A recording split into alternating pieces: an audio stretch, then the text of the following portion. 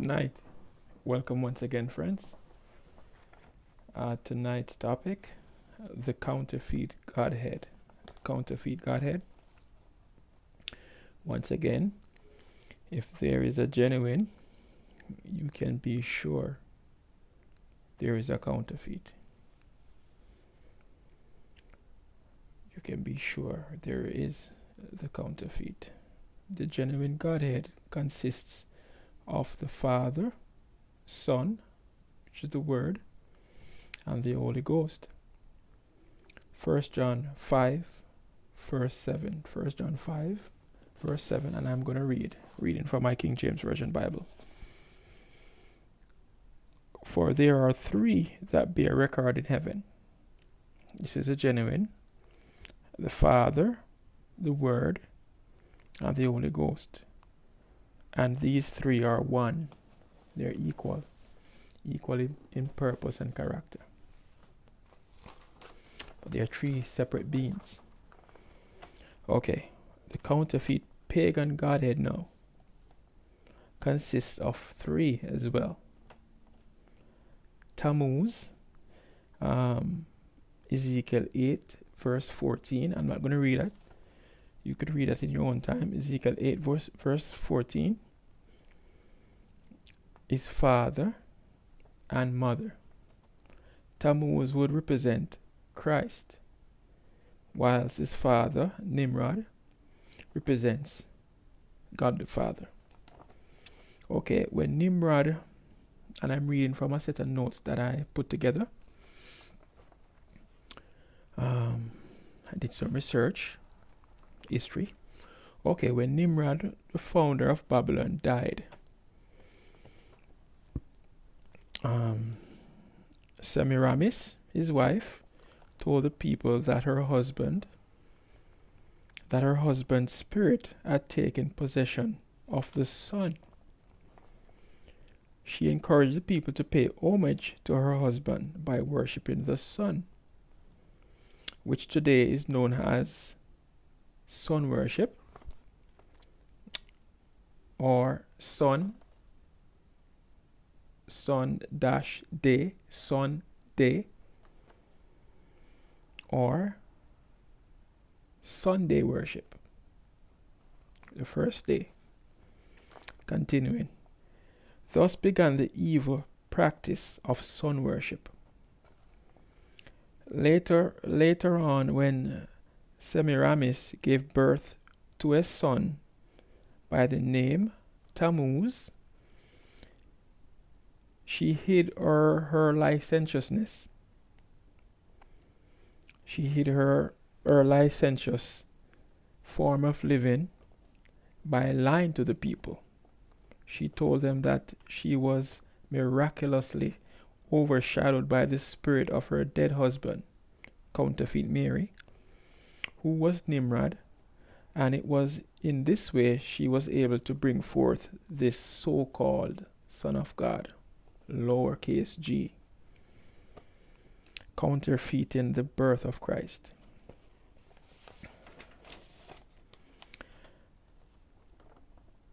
Semiramis also declared that her son, Tammuz, was in actuality the return or rebirth of her husband, Nimrod.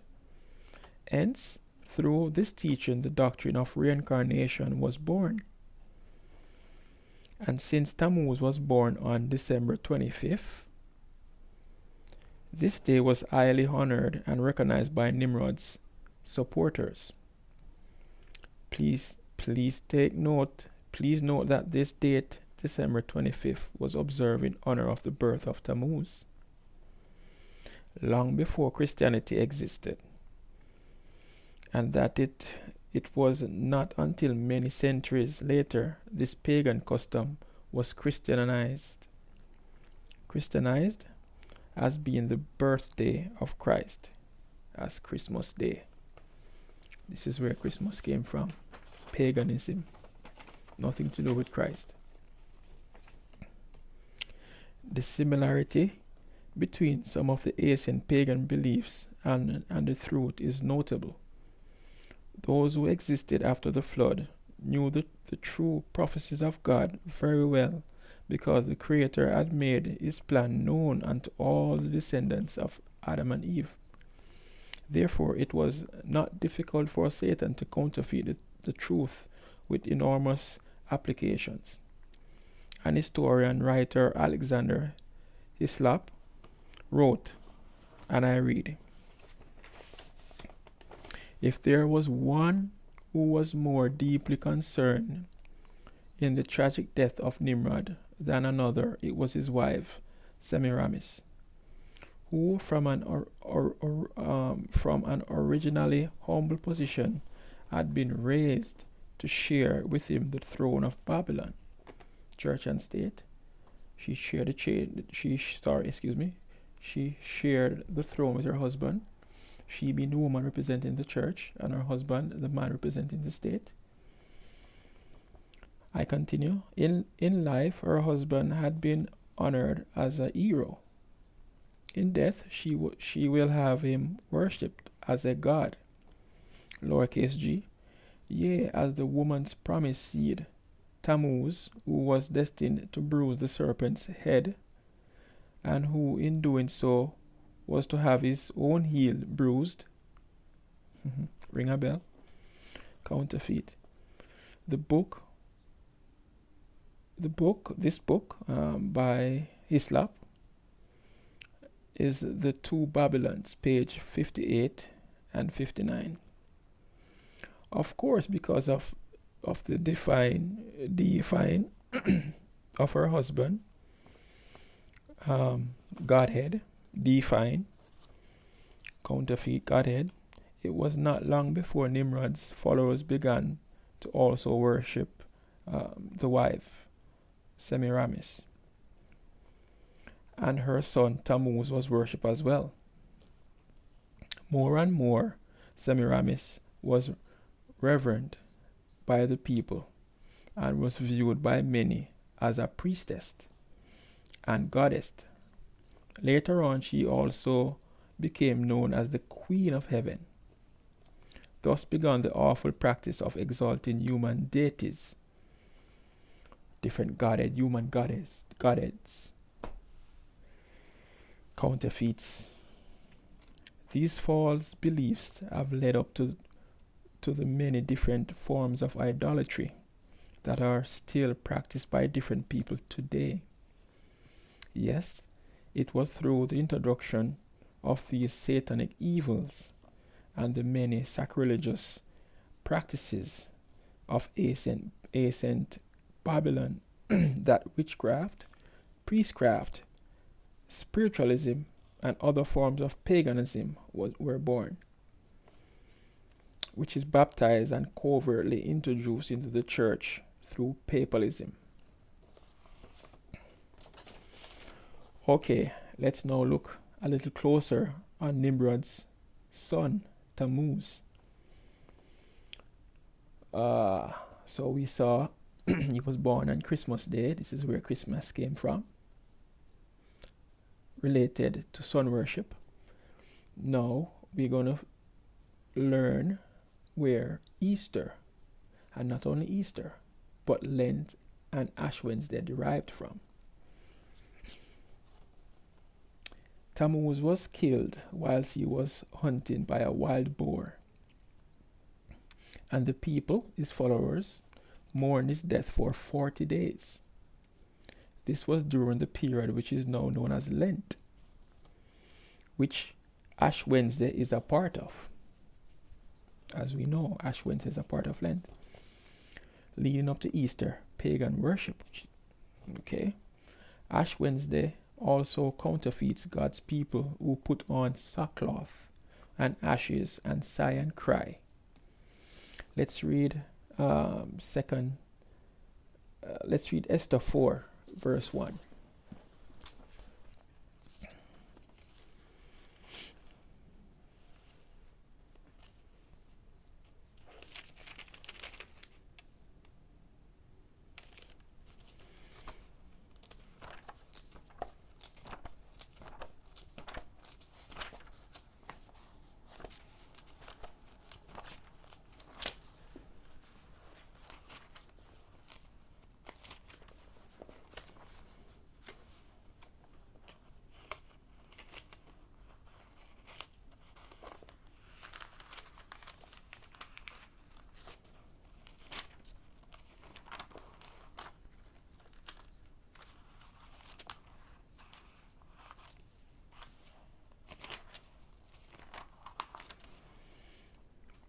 4, verse 1, and I read, When Mordecai perceived all that was done, Mordecai rent his clothes and put on sackcloth with ashes, and went out into the midst of the city, and cried with a loud and bitter cry. I think there's another verse, 2 Samuel 3, verse 31 and 32.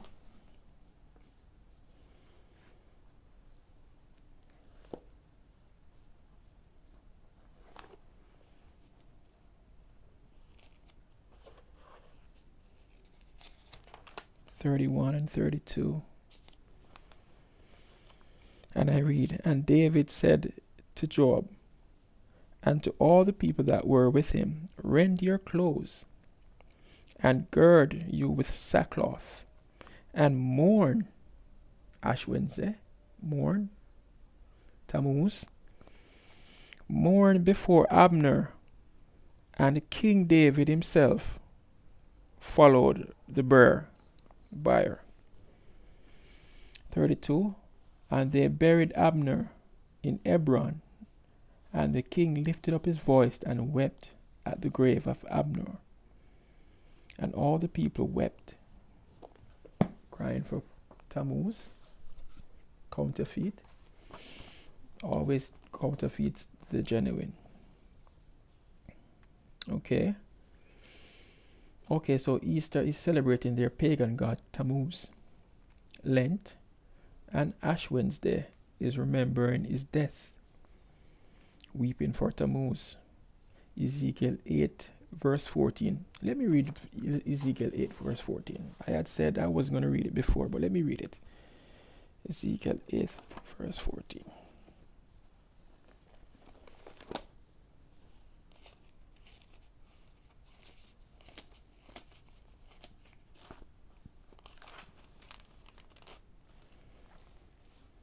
Then he brought me to the door of the gate of the Lord's house, which was towards the north, and behold, there sat women, churches, ecumenism, all these churches today coming together. There sat women weeping for Tammuz. Lent, which is a part of Sunday worship. That's why God's people are not supposed to be celebrating Ash Wednesday.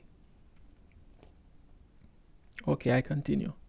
Paganism clothed in the garb of Christianity.